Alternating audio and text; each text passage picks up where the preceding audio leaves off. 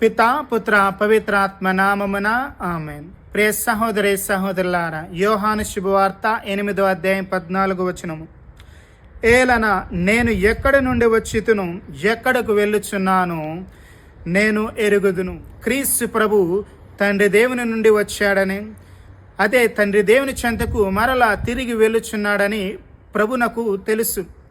ఇక సత్యము మన యొక్క జీవితానికి కూడా వర్తిస్తుంది. ఎందుకోసమంటే మనము కూడా దేవుని నుంచి వచ్చిన వారమే, అంటే దేవుని చేత సృష్టింపబడిన వారము, దేవుని చెంతకు వెళ్ళవలసిన వారమే.